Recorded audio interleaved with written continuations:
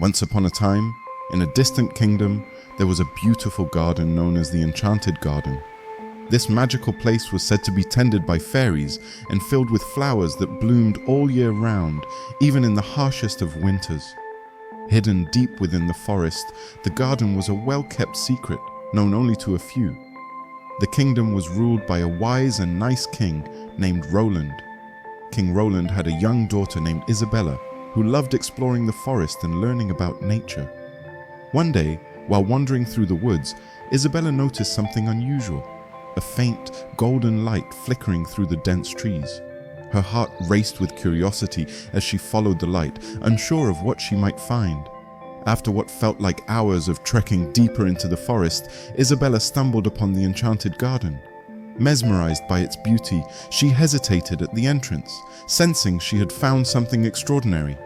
Taking a deep breath, she stepped inside, and a group of fairies greeted her warmly, their wings shimmering in the sunlight. The fairies explained that the garden was magical and remained beautiful because of the harmony and love that existed within it. They warned Isabella that the garden's magic was delicate, vulnerable to those who might seek to exploit it. Isabella spent the entire day in the garden, discovering the wonders of its plants and animals. She was particularly captivated by a large tree at the garden's center. The fairies told her that this tree was the heart of the garden, possessing the power to heal and bring joy to those who respected nature. As the sun began to set, casting long shadows across the garden, the fairies grew solemn. They told Isabella that she was now a guardian of the garden's secret, and that its survival depended on her protection.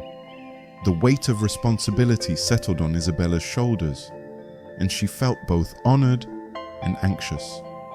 When Isabella returned to the castle, she couldn't stop thinking about the garden and its marvels. She eagerly shared her experience with her father, hoping he would understand its significance and protect it. King Roland listened attentively to Isabella's story, his brow furrowed in thought. He knew such a place would attract those with darker intentions, and the idea filled him with unease.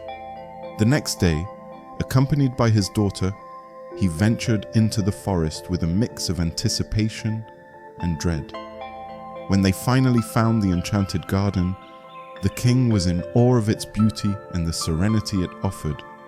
He met the fairies, who looked upon him with hopeful eyes and promised to protect the garden, ensuring no harm would come to it. Despite their precautions, the news of the Enchanted Garden began to spread throughout the kingdom, carried by whispers and rumors. Soon, people from far and wide came to see it, driven by curiosity and wonder. However, they were only allowed to enter if they vowed to respect and care for the garden. Yet even as the garden became a symbol of peace and harmony, King Roland could not shake the feeling that something or someone would one day threaten its delicate balance. As time passed, Isabella grew into a wise and caring queen. She continued to visit the garden regularly, learning from the fairies and teaching others the importance of respecting nature.